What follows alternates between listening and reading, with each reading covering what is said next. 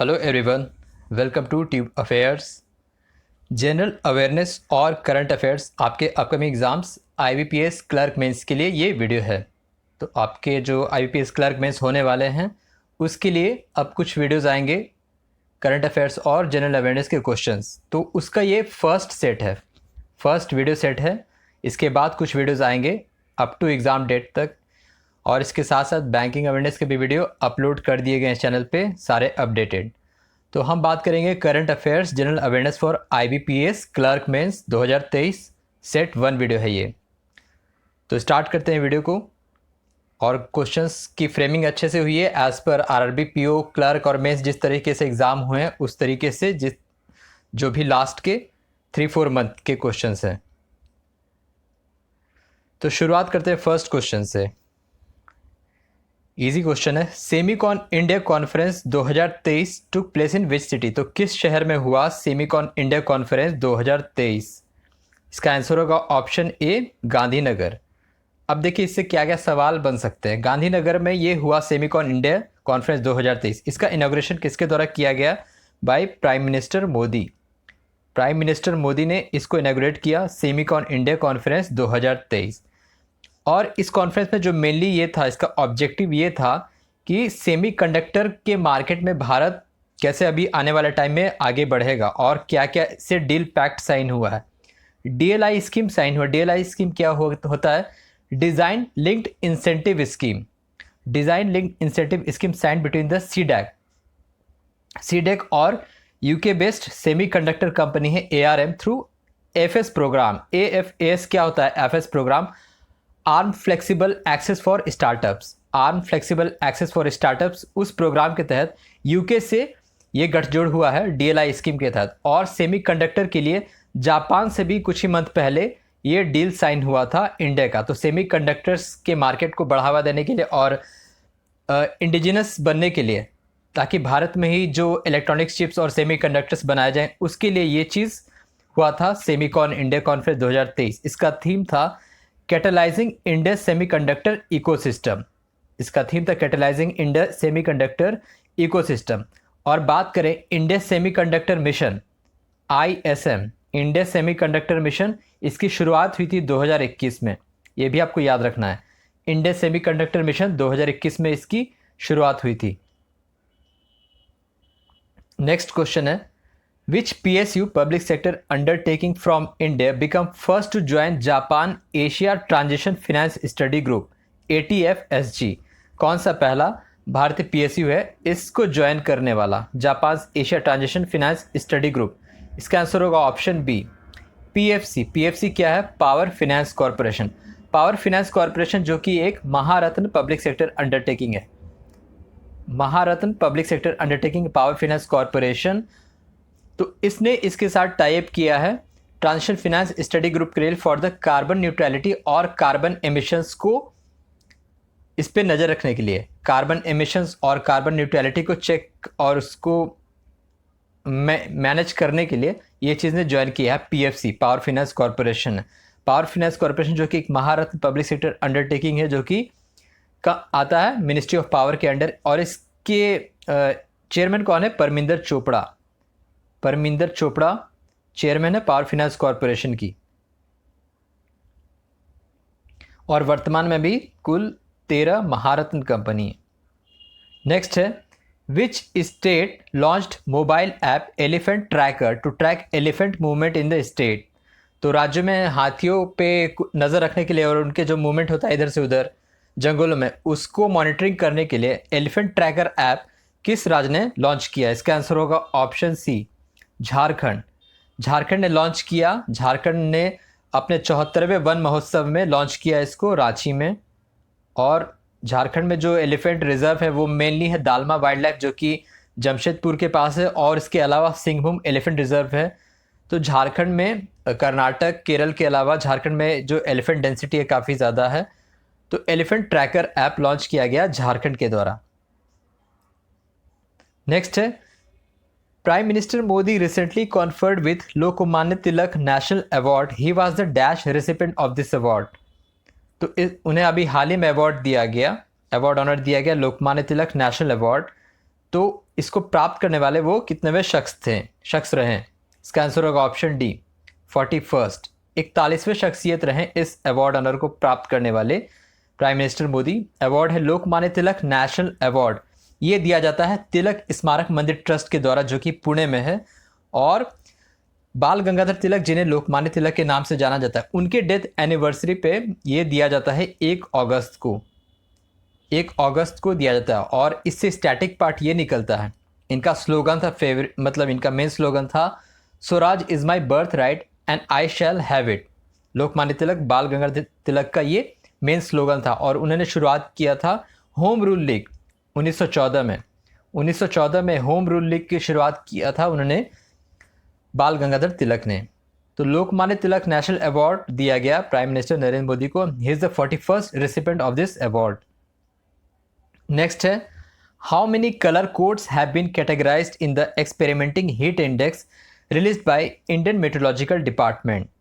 IMD के द्वारा release किया गया हीट इंडेक्स को अलग अलग कैटेगरी में निरीक्षण करने के लिए कितने कलर कोड्स जारी किए हैं IMD ने? इसका आंसर होगा ऑप्शन बी, 4 कलर कोड है। 4 कलर कोड है, ग्रीन है, येलो है, ऑरेंज है और रेड है।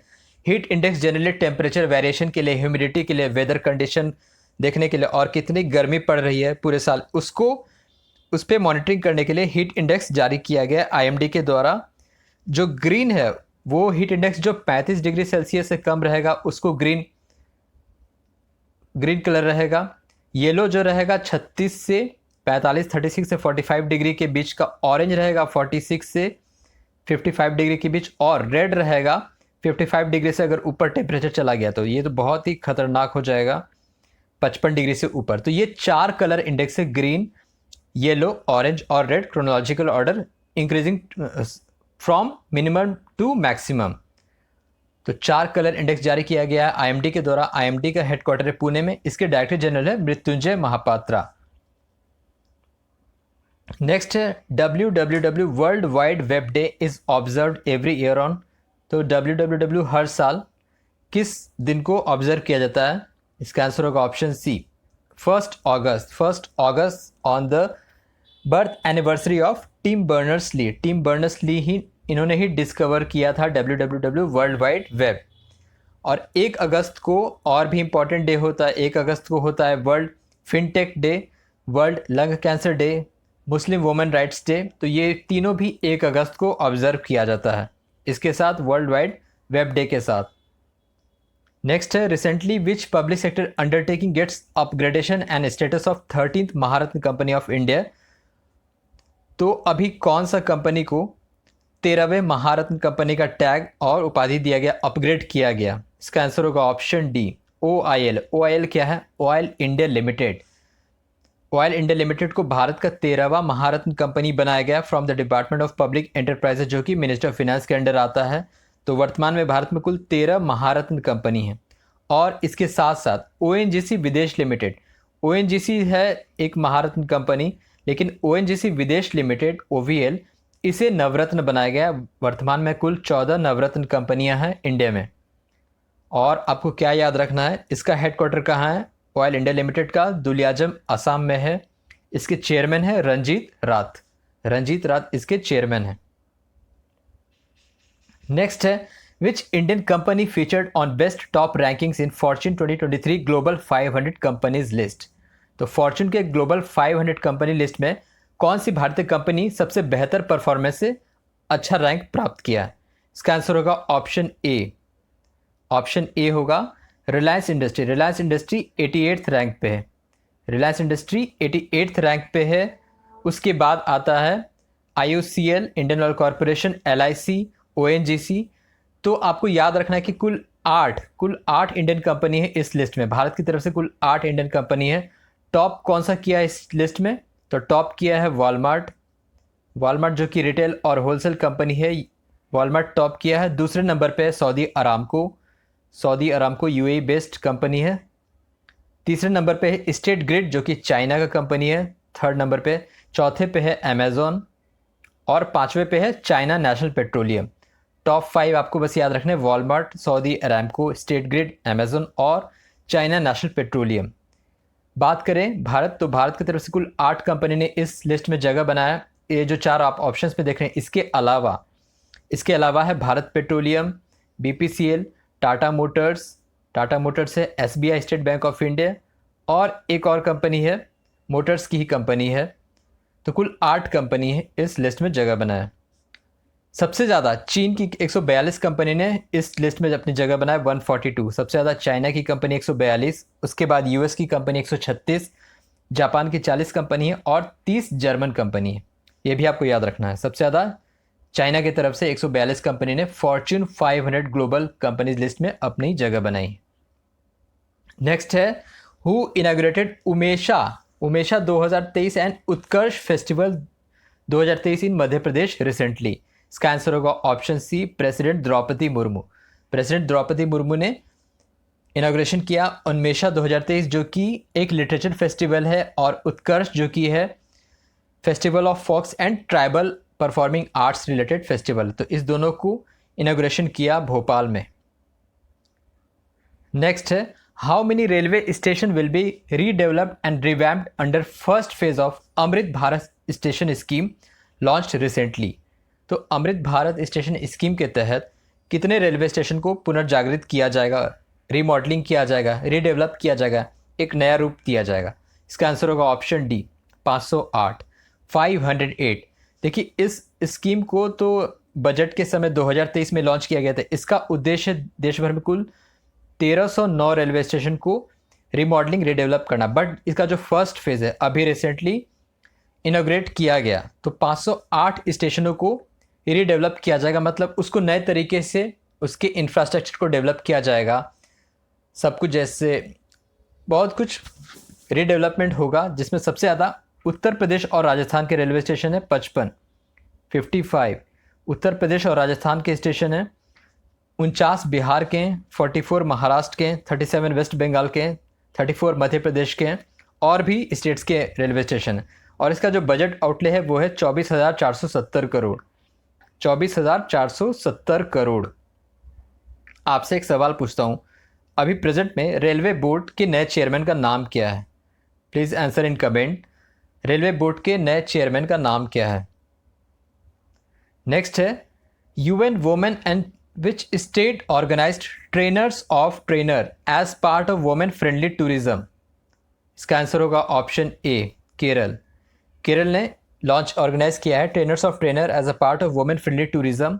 और अगर बात करें यूएन वुमेन, यूनाइटेड नेशन के ही अंडर आता है ये संस्था, ऑर्गेनाइजेशन यूनाइटेड नेशन वुमेन। इसके एग्जीक्यूटिव डायरेक्टर है सियामा पुहोस, इसकी एग्जीक्यूटिव डायरेक्टर है यूनाइटेड नेशन वुमेन। नेक्स्ट है how many medals in total won by India at world archery championship, जो कि जर्मनी में हुआ, विश्व तीरंदाजी चैंपियनशिप जो कि जर्मनी में हुआ। इसका आंसर होगा ऑप्शन बी, 4। 4 पदक भारत ने जीते और इंडिया शीर्ष पर रहा। 4 पदक में 3 गोल्ड और 1 ब्रॉन्जे। 3 गोल्ड 1 ब्रॉन्जे भारत ने जीता। गोल्ड किसने जीता? अदिति गोपीचंद। उसके बाद फीमेल में और मेल में ओजस प्रवीण, ज्योति सुरेखा ने ब्रॉन्जे जीता, और 1 गोल्ड कंपाउंड फॉर्म में आया। कंपाउंड में मतलब अदिति गोपीचंद, ओजस प्रवीण और प्रणीत कौर, तीनों ने मिलके 1 कंपाउंड गोल्ड जीता। इंडिविजुअल 2 गोल्ड जीता गया, 1 कंपाउंड गोल्ड जीता गया, 1 ब्रॉन्जे जीता गया। ठीक है, तो 4 मेडल जीते भारत ने वर्ल्ड आर्चरी चैंपियनशिप, जो कि बर्लिन में हुआ था, जर्मनी में। नेक्स्ट है India handed over 450 million to which country to fund its UDI project unique digital identity. तो इसका आंसर होगा ऑप्शन डी, श्रीलंका। तो श्रीलंका के डिजिटल इंफ्रास्ट्रक्चर, और जैसे हमारे देश में आधार है, उसी तरह श्रीलंका में इस तरीके को इस जो काम होना है यूनिक डिजिटल आइडेंटिटी, उसके लिए भारत ने 450 मिलियन दिया है श्रीलंका को। नेक्स्ट है एज पर WTO world trade organization world trade statistical review, what is rank of India among merchandise export. Merchandise export में भारत की रैंकिंग क्या है? इसका आंसर होगा ऑप्शन ए, 18th रैंक पे।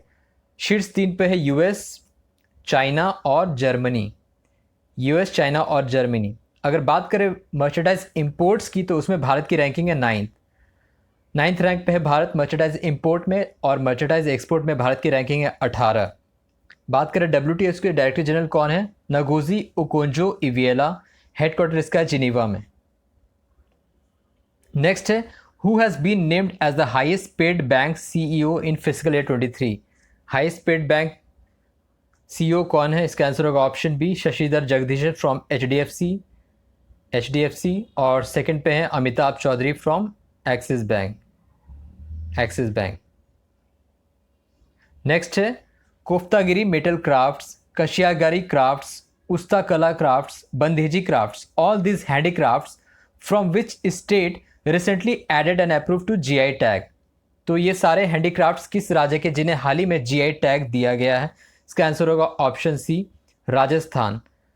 तो ये है Udaipur Koftagiri metal crafts, Bikaner Kashiyagiri crafts, Bikaner Usta Kala crafts, और जोधपुर बंदेज क्राफ्ट। इसके अलावा मंकुर मैंगो और गोवान बेबीकाना जो कि गोवा का है, food stuffs, Jalesar metal craft जो कि यूपी का है, इसे भी GI टैग्स दिया गया। तो कुल 7 अभी रिसेंटली GI टैग्स को अप्रूवल मिला, जिसमें से 4 राजस्थान, 2 यूपी और 1 गोवा, 4 राजस्थान, 2 गोवा और 1 यूपी से। तो ये था जनरल अवेयरनेस करंट अफेयर्स का वीडियो सेट नंबर फर्स्ट, जो कि आपके IBPS क्लर्क मेंस के लिए है, और ये हेल्प करेगा आपके IBPS PO मेंस के लिए भी। और आप बाकी के वीडियोस चैनल पे जाके ज़रूर देखें। So thank you very much for watching. Thank you.